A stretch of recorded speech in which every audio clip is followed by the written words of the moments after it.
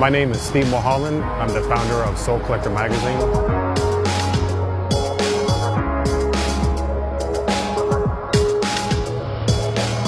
"10 years is a long time for a magazine. I mean, 10 years for any business is a long time. And for a magazine to last this long is a testament not only to the employees that work at Sole Collector, but also the sneaker culture, the people being able to support us for so many years. If we didn't have you out there, we wouldn't be here today 10 years later. Way back in the day, I traveled to Japan and I saw that they had multiple sneaker magazines. They had Boom, they had Sneaker Jack. And I was like, why don't we have a sneaker magazine that's monthly in America? We're New York City. We're the epicenter of sneakers. We're Nike. You know, it's like, this is where a sneaker magazine should be. So I went up on the forum, and I think back then there was literally 6,000 people or so on the forum. And I asked, hey, would you guys like a sneaker magazine, an American view of a sneaker magazine?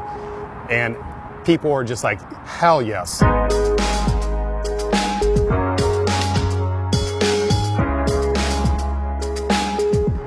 So we went after creating the first issue of Sole Collector, and this issue right here was made by 3 people that didn't know anything about creating a magazine. The only printing experience I had was printing on my damn DeskJet. So we went after Retro Kid, and Retro Kid was, I gotta say, like a sneaker god back then. Without him, we wouldn't be where we're at today. He's the guy kids looked up to. He had great knowledge, and that's because all he did was stay at home and play PlayStation and read about sneakers. And honestly, when we hired him, I said, dude, don't stop doing that. Keep doing the same thing. Just keep being this huge brain of sneaker information. I wanted to bring art to the sneaker community, and that's what Kevin did. I wanted people that were outside of the sneaker community to take a look at our photos of the models, of the shoes. I wanted them to see that these guys have something special. These guys are making these shoes look amazing because it was totally organic. You know, when you're 10 years into shooting shoes, you kind of recycle some shots. There was no shots to be recycled because there was no photos like this.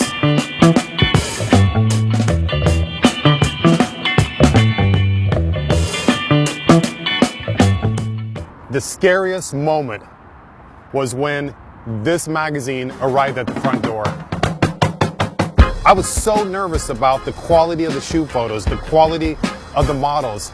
We get it out of the box and I could immediately start seeing some mistakes. I fronted the bill for the whole thing. I was like, man, I wanted this to be a home run and it wasn't. So fast forward to the second issue. I'm chasing this issue down because I'm sailing down to the Virgin Islands. I walk up to the FedEx office at Turks and Caicos. Has an envelope of 2 issues in there. I remember exactly where I sat down. I ripped that thing open, pulled out that issue number 2. It was thick, the cover was sick, and I was like, we have something. This is a magazine. Went back to America and sold the sailboat and worked on this magazine for the next 10 years.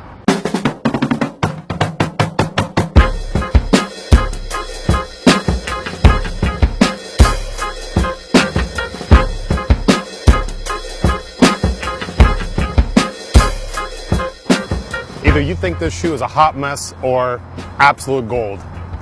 I'm in the absolute gold camp, man. I love this shoe.